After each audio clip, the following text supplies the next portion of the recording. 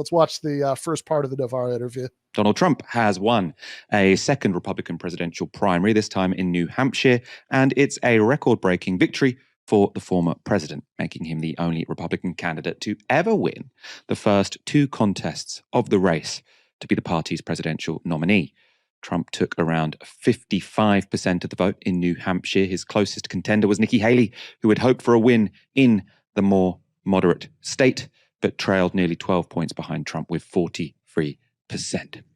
In New Hampshire, voters who aren't registered with any party, as well as registered Republicans, are allowed to vote. And as a sizable portion of Haley's vote came from independents. So that means that the count doesn't necessarily even reflect how unpopular she is with many signed up Republicans, right? So this was the race that should have gone pretty well for Nikki Haley, and it hasn't gone well enough. However, despite the loss, Haley has vowed to continue to fight for the nomination. That's a fact that seemed to annoy Donald Trump, who used his speech to give Haley this warning about the Democrats. These are very dishonest people, and you're always fighting them. And just a little note to Nikki, she's not going to win. She's not going to win. But if she did, she would be under investigation by those people in 15 minutes. And I could tell you 5 reasons why already. Not big reasons, a little stuff that she doesn't want to talk about, but she will be under investigation within minutes. A little stuff that she doesn't want to talk about. Very interesting way of campaigning. I'm joined now by Ben Burgis, host of Give Them an Argument and a columnist at Jacobin. Great to have you on. Ben, is the nomination now in the bag for Donald Trump? I think it is in the bag because for some of the reasons you just said, New Hampshire was by far the best state for Nikki Haley.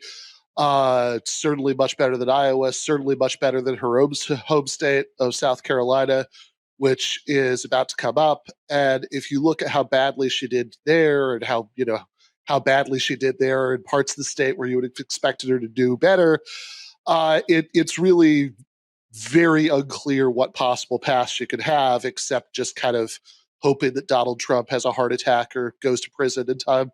So that was the other theory I'd heard, that maybe she sort of had given up on sort of winning the primary in an ordinary way, but really wanted to stay in the race in case something came up. As you say, Donald Trump has a stroke or ends up having some sort of legal worry that means he can no longer stand. And if she's still in the race at the point of the Republican National Convention, then she can sort of be anointed the candidate. Do you find that plausible at all? I know you're not Donald Trump's doctor, so it'll be difficult for you to sort of comment on that side of the equation. But do you think there is anything that could possibly stop Donald Trump now? Certainly getting arrested a bunch of times isn't going to do it, because we've been there and it didn't do it, right? Like, the man has 91 indictments and he's still kicking. So that's not going to be it. I'm not his doctor, but I do note that he seems to be a very old man who's already had COVID pretty badly. He was hospitalized in 2020 and who seems to have a diet of mostly fast food. So maybe it's not impossible that that option could come to pass. And what kind of campaign is Donald Trump running? Now, I have to say, everything I say is on YouTube forever. So when I get sort of predictions wrong, they're there to, for everyone to see. But I remember having a conversation with Aaron Bastani last year where I was sort of saying, I can't see this going too well for Donald Trump in the presidential election, because all he talks about now is an election being stolen and his court cases. When he stood in 2016, he was talking about, I disagreed with the issues he was talking about, immigration, building a wall, elites. But they were issues that sort of the general public care about. And it has seemed that sort of since 2020, he spent a lot of time talking about, pretty niche issues that most people don't believe, i.e. the election was stolen, or that most people don't care about, his sort of, beef with the courts in various states.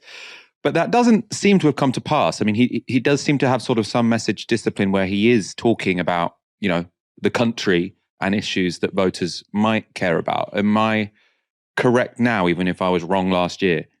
I think so. So I think Trump is pretty good at figuring out what people will like it if he talks about, and sort of steering towards that. Whatever he might or might not believe, to whatever extent you think Donald Trump has beliefs, and the way that we normally understand that. But for example, in New Hampshire, he ran ads about how Nikki Haley wanted to cut Social Security. Right? He actually did one of those on MSNBC, maybe in an attempt to cut into Democratic crossover votes for Haley.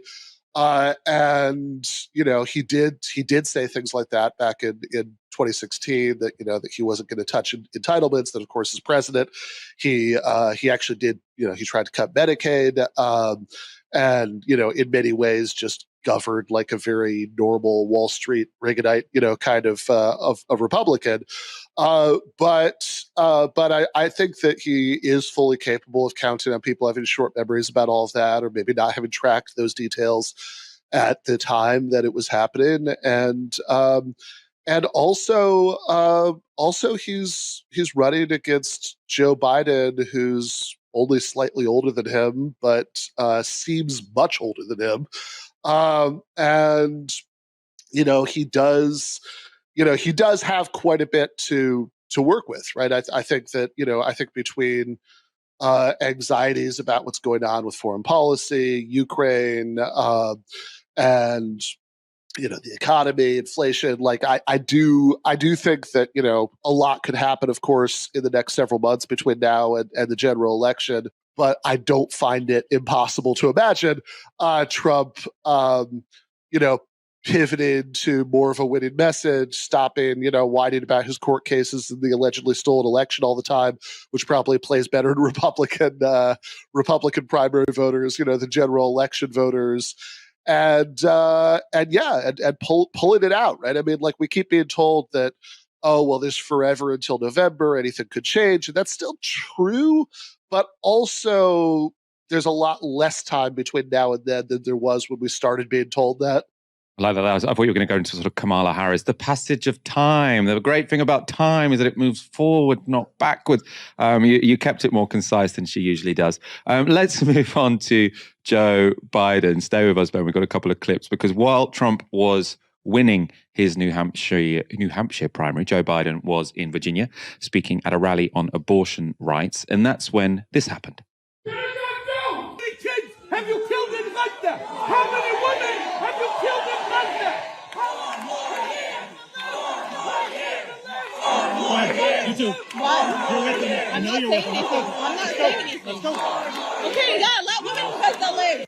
So that scene, we've seen it before, of someone sort of chanting about Gaza and then everyone sort of saying 4 more years, which to me seems a little bit distasteful. But that was just one of multiple interruptions that took place during Biden's speech. And those protests may be representative of more widespread disquiet concerning Biden's position on Palestine, especially among younger Democrats. Now, Michigan is a state that swung from Trump to Biden in 2020. And the day before the protest we just showed you, a CBS reporter asked a number of Democrats in that state how they planned to vote later this year. Here's what one said.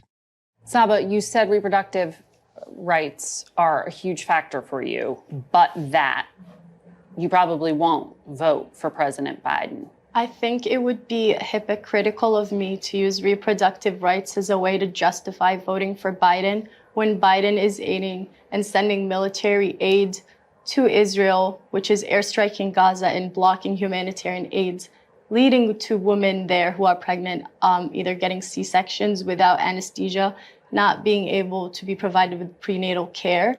I've seen this sort of blowing up on US Twitter. Lots of people sort of on the left saying we're not going to vote for Joe Biden because of Gaza. Then lots of centrists who are saying that's ridiculous.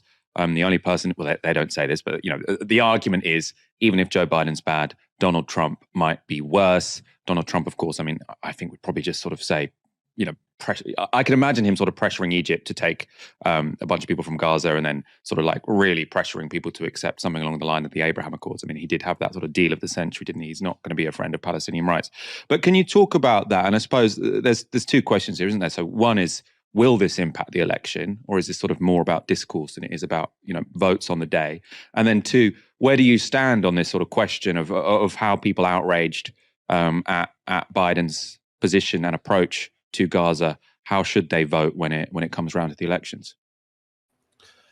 Yeah, so we're gonna get into this in a minute. We're gonna finish watching the interview, and then we'll talk about essentially that question that he just asked. But I did want to note, for anybody who's thinking, okay, look,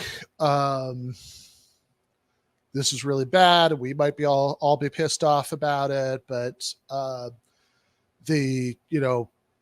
ultimately this won't actually affect that many people's votes when push comes to shove. Maybe. But anybody inclined to say that, I do just want to emphasize that from the top levels of the Democratic Party, the messaging on this has been, let's watch the clip of Nancy Pelosi. They're in front of my house all the time. So I have a feeling for what feelings they have. But we have to think about what we're doing. And what we have to do is try to stop the suffering in Gaza. This is women and children, people who don't have a place to go. So let's address that. But for them to call for a ceasefire is Mr. Putin's message. Mr. Putin's message. Make no mistake, this is directly connected to what he would like to see. Same thing with Ukraine. It's about Putin's message. I think some of these protesters are spontaneous and organic and sincere.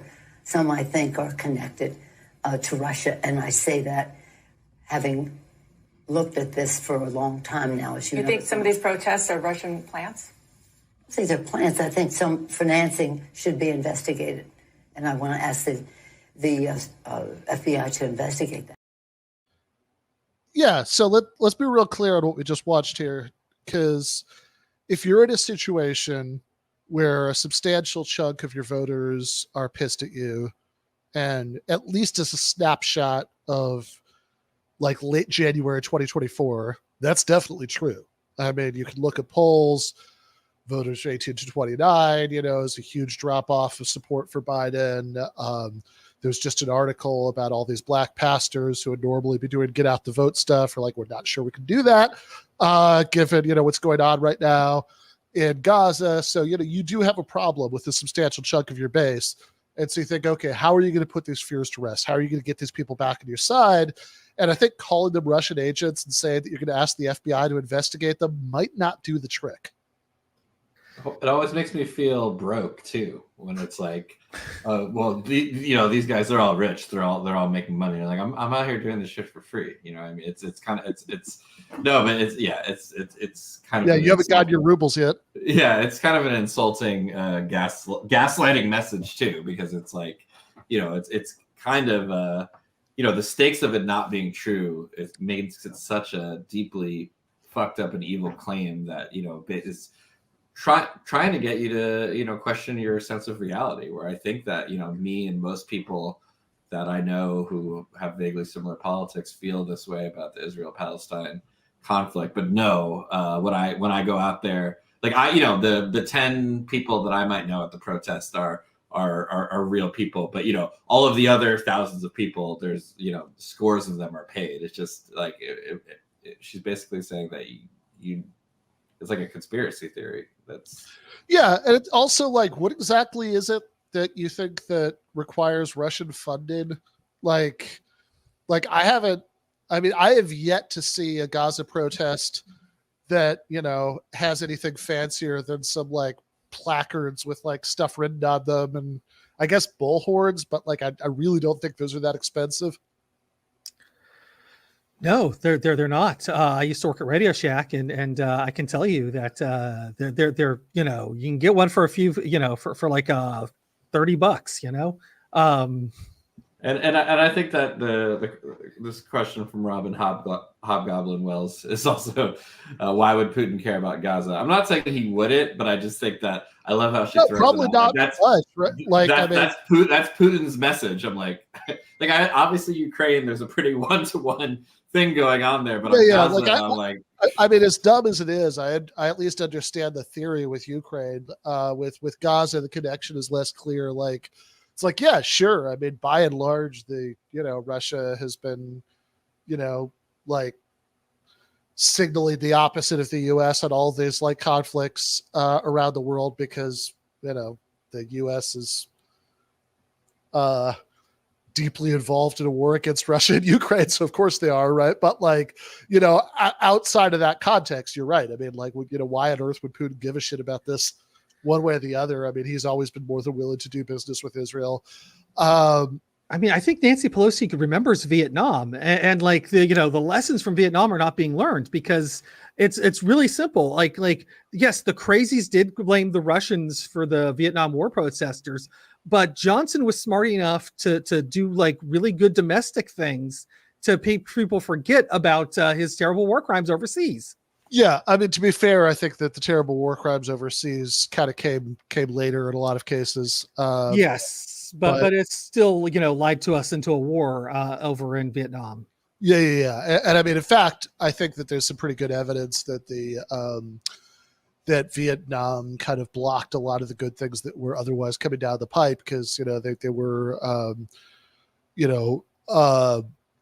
like, I mean, there are actually people from the Johnson administration who said like, yeah, like Medicare for seniors was like the first step, right? But then like we were gonna like roll out, like essentially like Medicare for kids, and like that, like, but like they were spending so much money in Vietnam and it was taking up so much attention that that didn't end up happening, which might be some maybe lessons there too. But yeah, so I think given this, there is a real problem here, and the strategic genius of Pelosi and co. isn't helping. So let's watch the second part of that interview. Yeah, so it is worth saying, like you kind of gestured at there, that Trump was very, very bad on this as president. The whole point of the Abraham Accord, besides building an alliance against Iran, was to do a version of diplomatic normalization between Israel and the Arab states that froze out the Palestinians, so the occupation could just continue forever, and that wasn't considered to be an outstanding issue. Interfering with that normalization, he moved the U.S. embassy to Jerusalem, which is something that that all of these past well-known peaceniks and advocates of Palestinian rights like Nixon and Reagan and George W. Bush had never done, because that would be sort of U.S. sign-off on Israel's illegal annexation of Palestinian East Jerusalem. He did everything Netanyahu wanted at all times, right? So Trump was god awful about this, and I think it's reasonable to think that he would even be a little bit worse. But the problem with that argument, you mentioned my home state of Michigan, which has this extremely large Arab American population, and as much as I think there is a harm reduction case for voting for Biden despite everything, and you could even reasonably surmise that Trump would be even worse on the ongoing, slaughter and ethnic cleansing. Ultimately, it looks like in Gaza, than Biden is. That is an awfully hard argument to make to people who may in some cases actually have like cousins who have been killed in the last few months. That, oh, I'm sorry that the president helped kill your family, but Trump would have done even more so. I mean, it's just very, very difficult to make that argument. As much as there is a there is a rational case for it, right? So I mean, if I were still living in Michigan, which is a swing state, I live in California, it does not matter at all how I vote. There's zero chance of Donald Trump winning the state's electoral votes. But if I still lived in Michigan, I might suck it up and vote for him anyway. On the basis of that argument, I might be able to get myself there by the time that November happens. But I think that this sort of centrist argument that, oh, it's just ridiculous, it's just silly, that people won't vote for Biden or can seriously consider not voting for Biden, is, I think, kind of tone deaf at best, and at worst maybe reminds me a little bit of that Bertolt Brecht poem, about how maybe the government should dissolve the people and elect another. I mean, if you don't have, it's the job of politicians to appeal to voters, and if there is this much of a mountain of disgust and revulsion that they have to climb over to vote for you, right? That's not a defect in them, right? You need to be doing something different. It's very depressing, the whole situation, really, isn't it? Finally, I suppose, in the UK, I think everyone's sort of just looking at this in disbelief. I can't believe this sort of failed state is going to elect Donald Trump again, is sort of the attitude. Looking at sort of elite opinion in the United States, it seems like there's a bit of a move to sort of come round to the idea of a second Donald Trump term, not in the sense that sort of people are actively supporting him in sort of the American elite, but they're sort of saying, maybe it's not going to be that bad. So I'm thinking of Jamie Dimon. So he's the chairman of JP Morgan Chase. He was in Davos very recently sort of saying, you know what, Donald Trump wasn't that bad. He got some things right. Are we sort of seeing a process now where, the business elite in America, and I suppose many people in America, are sort of just saying, okay, Trump, very likely it's going to happen again, or at least, it's a toin cost as to whether that will happen again. We're going to have to get used to it and sort of accommodate ourselves to that possibility. Yeah, I think a lot of them probably are. I mean, this is, look, people like that, by and large, did very well in the first Trump presidency. That as much as during 2016, many of them worried that he would be too chaotic and destabilizing. And I think those worries definitely resurfaced at the tail end of his presidency, and especially with Stop the Steal and the January 6th riot. It's when you actually had like the Chamber of Commerce at one point calling for the Pence to invoke the 25th Amendment to remove Trump from office in his final weeks in office. The fact remains that overall, nothing much happened that was bad for those people during Trump's 4 years in office. He posted a lot of crazy things on Twitter. He certainly tried to, and at some point succeeded in doing some very awful and performatively cruel things to immigrant families, to people coming in from Muslim countries. But by and large, in the bulk of how he governed in pretty much the way that Mitt Romney would have if he had been elected president in 2012. It was a 4-year orgy of tax cuts and deregulation, union busting.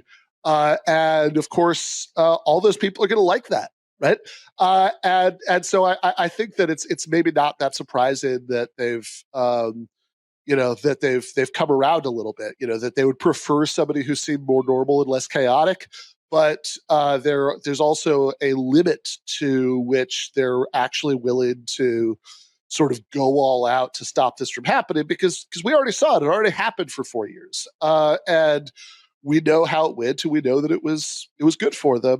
And I guess maybe the last thing I would say about this is just, yeah, okay, Donald Trump is a particularly sort of luridly repulsive conservative in his mode of presentation. But there is a question about how different he really is when push comes to shove from the Ron DeSantis's, the Nikki Haley's of the world, and which is bad enough, right? From my perspective, right? I think all of those people are awful, but it does make me wonder when I hear things about, the U.S. from a British perspective being a failed state that would elect this guy. It's like, I don't know. I mean, the Tories have been in power there for how long? Yeah, I mean, I can't be too smug. I apologize. You've got me there. Ben Burge, it's been great to have you on. Thank you to you and your cat for joining us this evening. I know this is going to be a very long and grueling campaign, so I'm sure we'll have you back on again soon.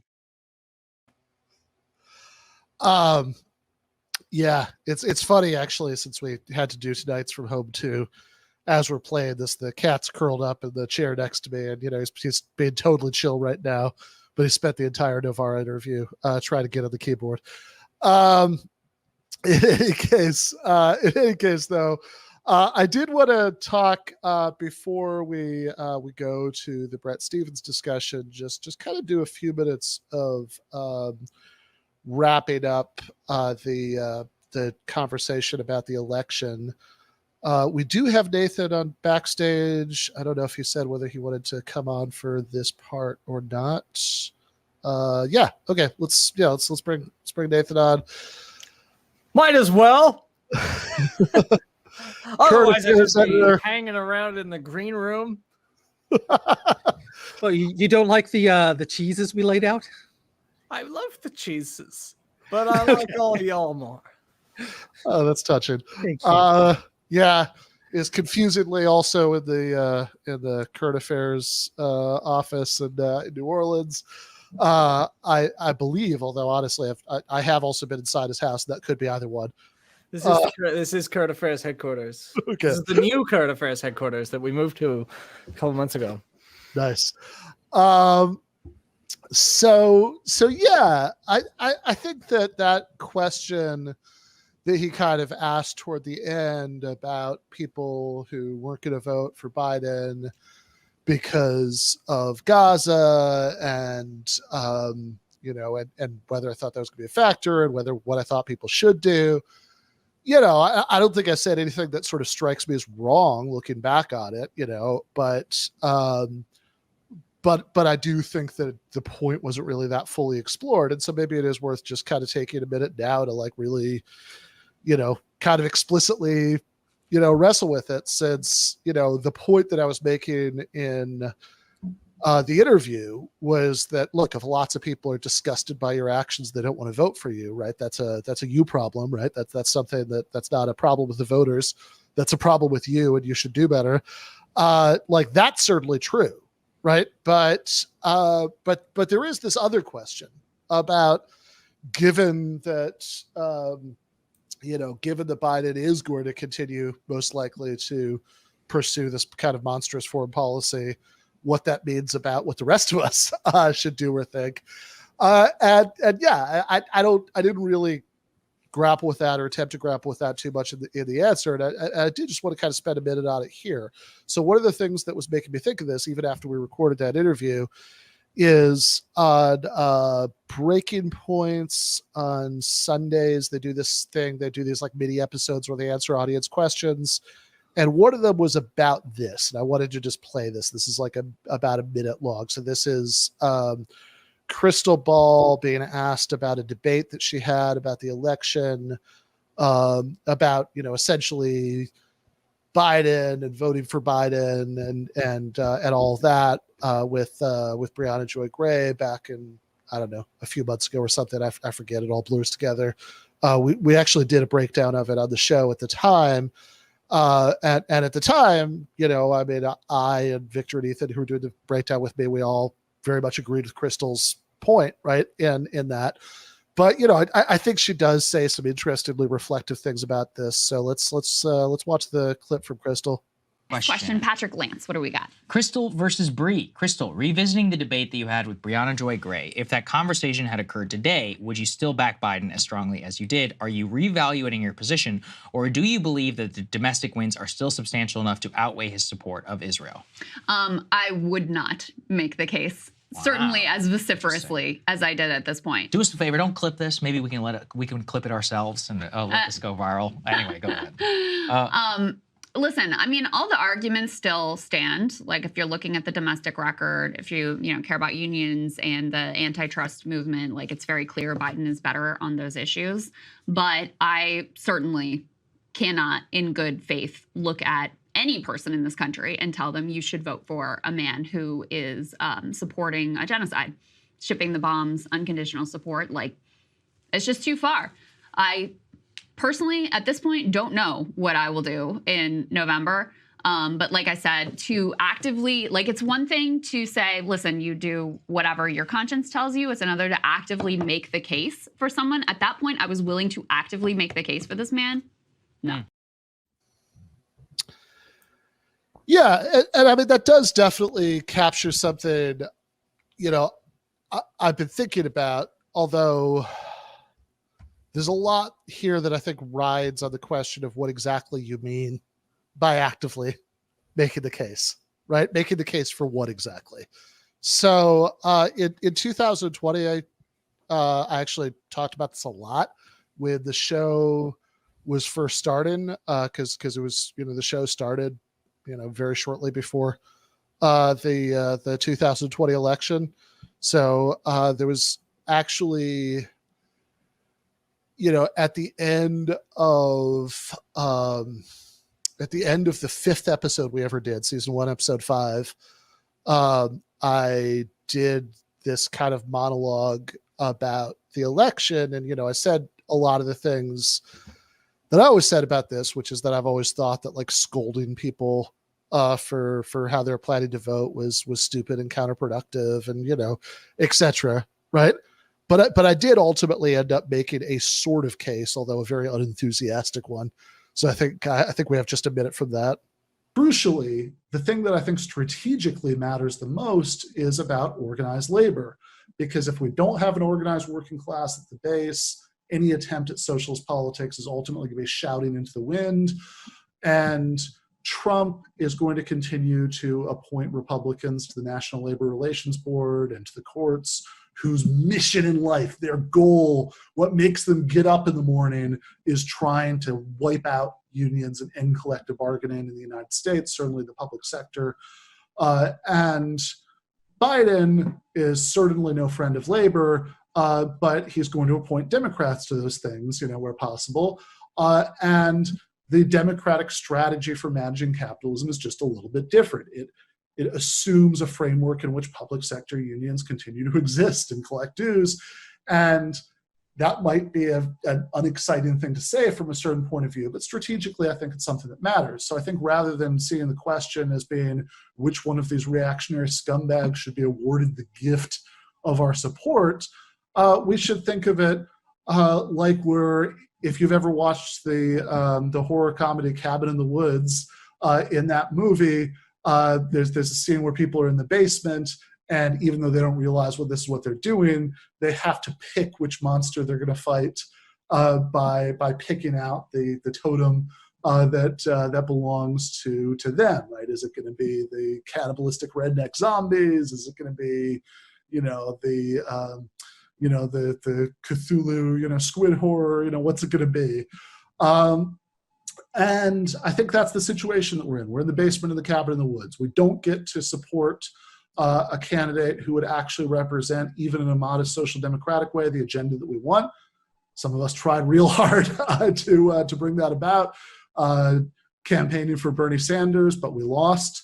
And so we don't have the option of supporting an agenda that we actually like. We can make a purely symbolic gesture of voting third party. I think that's fine in most states.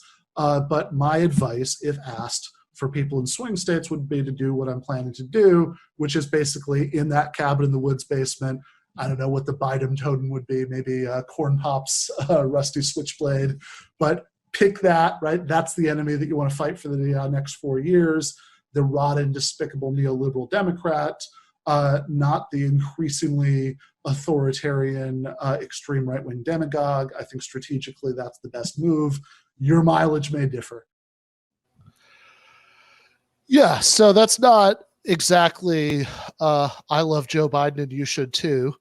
But it is a argument for tactical voting in swing states.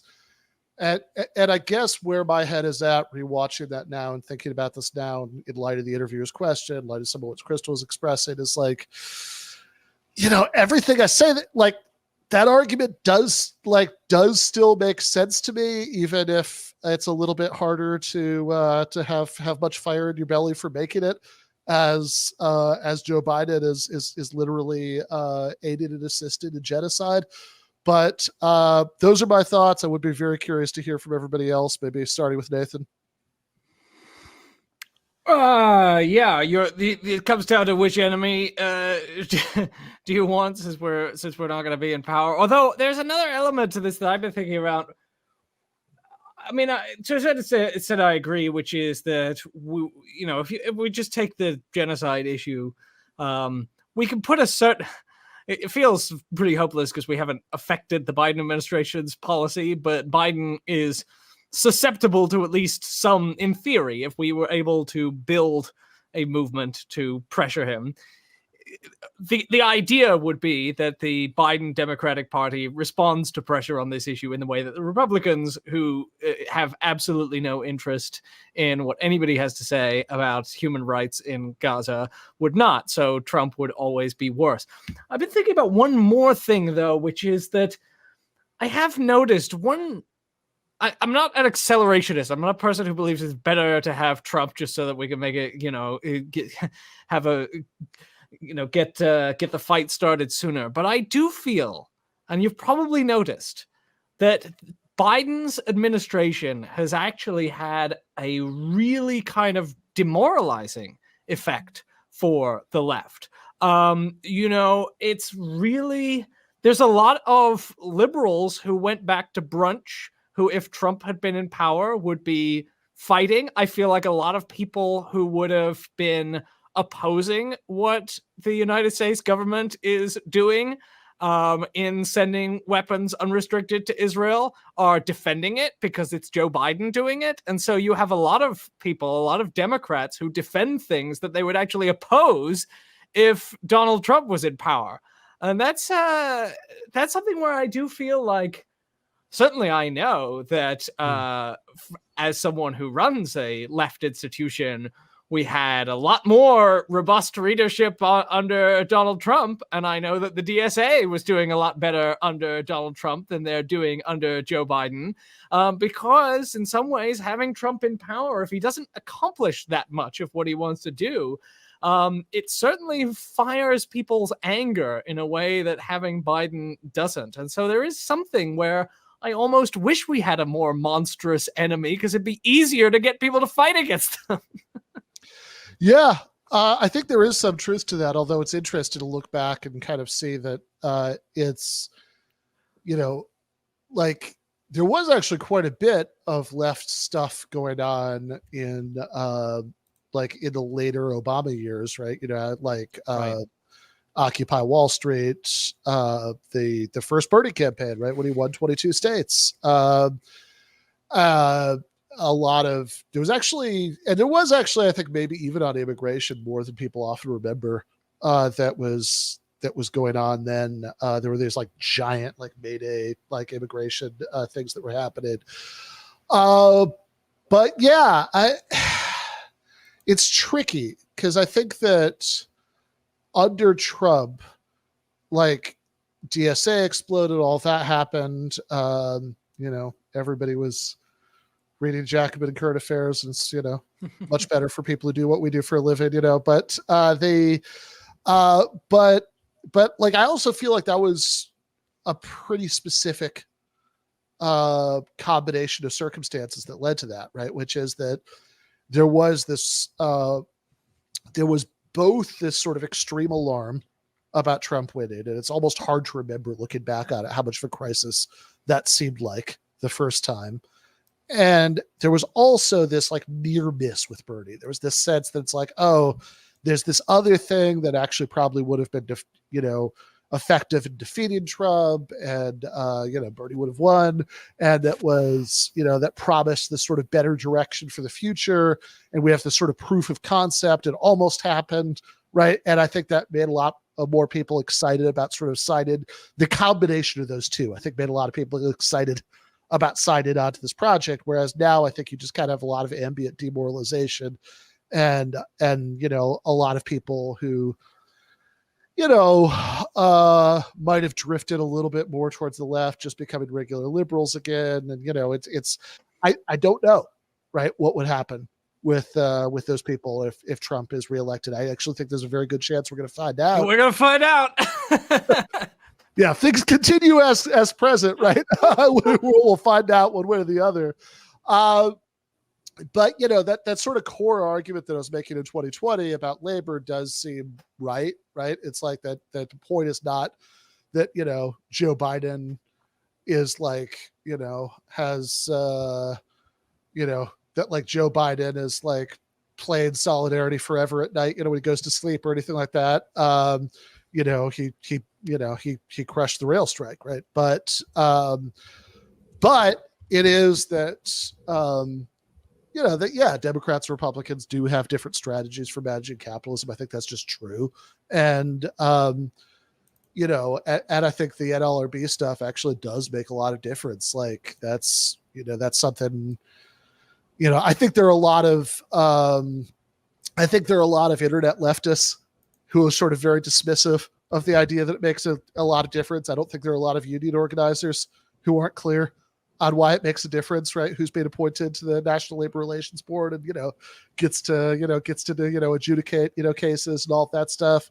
Well, wait a second though. We know that union density hit another record low last year. So if it makes a difference, why hasn't it made a difference? Well, I mean, I think that's a long-term trend, but also, I think that there was like way more strike activity, last year than there was the year before, right? Both of those things are true, right? It hasn't resulted in higher union density yet. So yeah, I mean, I think that and certainly like, if you look at, the decisions themselves, right? Like they have been much more favorable. I think that's true. I mean, my biggest thing is just, I think that like everything I would have said about this in 2020, I more or less think I don't think that it's healthy to sort of think of this as like my identity is bound up with who I'm voting for. I think that you should sort of treat it as like which monster you want to spend the next few years fighting with. Cause like, there's no, and I think it's like probably a mistake to moralize too much one way or the other with what decisions people make with the awful choices that our ridiculous half democratic system leaves them at the ballot box. And, it's probably best to handle it pragmatically if you live in a swing state, but also, God, I'm so happy right now that I don't have to actually take this advice because I live in California. It doesn't matter. I live in Louisiana. It doesn't matter. So I think on the topic of, the lesser evil voting stuff, though, I guess from my perspective, there's a lot of different elements to it. I think that what Kristen was saying in terms of like actively make a case. I think that once you get to the question beyond voting, like, am I going to knock doors? Am I going to argue with my friends? Am I going to publicly promote? Very different question, right? But in terms of like, what am I going to do in the privacy of the voting booth? I haven't ever heard a argument that I found very compelling against just a very, very brute utilitarianism. Tim Pool aside, with this debate with Sam Cedar. But I guess like, if I had to vote between, I've heard some of them, but if I was going to vote, like, let's make it really, really stupid, right? Like a candidate that would lead to, 20,000 people dying versus a candidate that would lead to 30,000 people dying. I don't really, the argument that I shouldn't vote for the option, since those are my only two options, that 20,000 people instead of 30,000 people die, it's not something that I'm bounding, like you said, I'm not bounding my identity to it. I guess, there's other counter argument. The counter arguments are like, maybe by throwing my support against the to 20,000 people die cause, I'm not giving them an incentive to change, right? Or I'm giving legitimacy to that cause. I guess I understand those arguments, but for me, just to pull the lever for the slightly worse thing, no matter how bad the two things are, it's not very compelling to me that I should do anything different. Now, when it comes to should I go out and knock doors for the 20,000 people die cause, I don't know. I mean, realistically, if we're going to give it into Biden, who I do think, at least if you're not an accelerationist, I think, it's better for the left, I think, to have Biden than Trump, at least domestically, probably internationally too.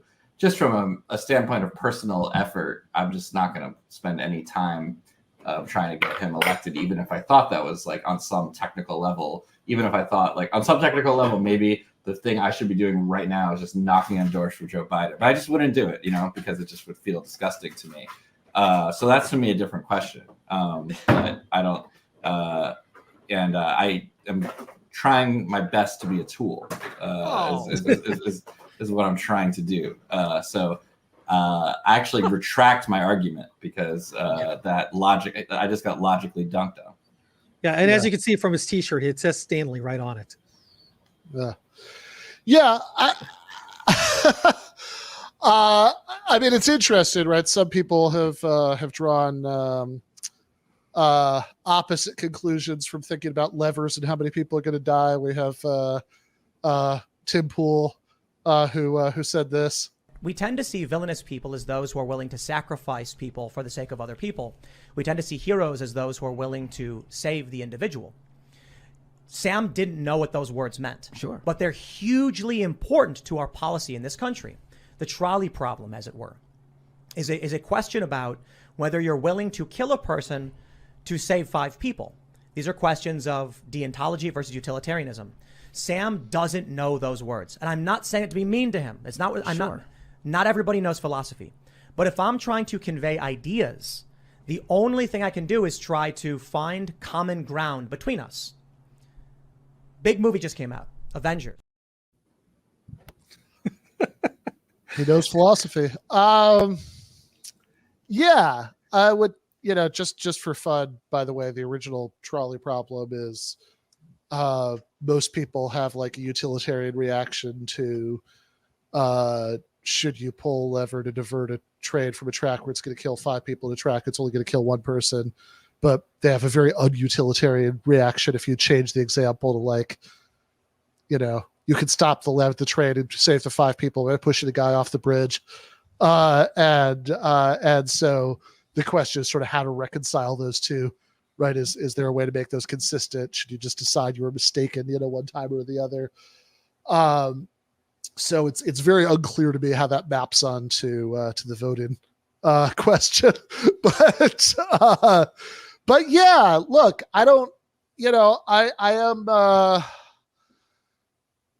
I think the biggest thing for me is just that I think that it's, I think it is important to recognize that by the time you're actually in the booth, there's nothing that you could do that's going to make the left have like won, right? Like if you're faced with a choice between a Republican and a centrist Democrat, that means the left lost already. And so the question is just how to sort of minimize the damage of that loss. I think there are a lot of reasons why that, might be more difficult for some people to make that calculation now, understandably, ranging from the like extreme horrors going on in Gaza to the fact that, the Democrats essentially canceled the vote where the left could have actually had a chance at, at challenging Biden this year. And, I guess like, I guess the question is how you're going to address the, the person who won't, right? And like I said, I think I could make this argument in the abstract, but it's also very easy for me. I have my coastal privilege, and I will most likely, vote for Brother West if he's on the ballot, or if he's not, I don't know, PSL, right in ceasefire, something along those lines. But yeah, I mean, I'm not gonna like wag my finger at somebody who just can't bring themselves to, right? Like, I think that it's, I think that there's like a sort of, somebody asks me for my tactical advice, I'll give it, but it's like, I don't, I'm not going to be the guy who's like, oh, you should, you just shouldn't be that mad about it. Right. Like, because I honestly think they should be that mad about it. And it's, ultimately, I think just, if enough people can't bring themselves to that Trump wins, that's not a good outcome. But I mean, I do think that it's important to sort of remember that the primary person whose fault that is Joe Biden. Real quick, I do think that if you live in a swing state and you're interviewed on national television, you should say that I was all ready to vote for Joe until he started backing a genocide. And no, you should probably say that whether it's true or not. Yeah, I support what she did for sure. That's an important point, which is this far out of the election.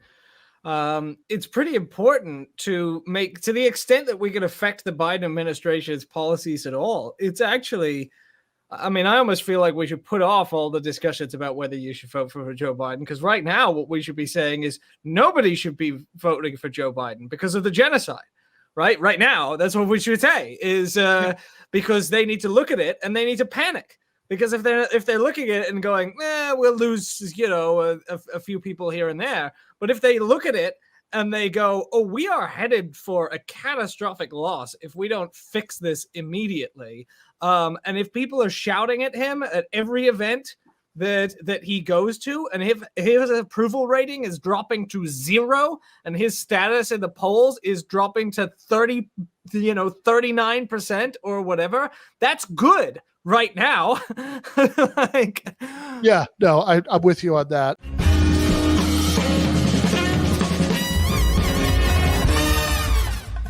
You have been watching free public content from Give Them an Argument.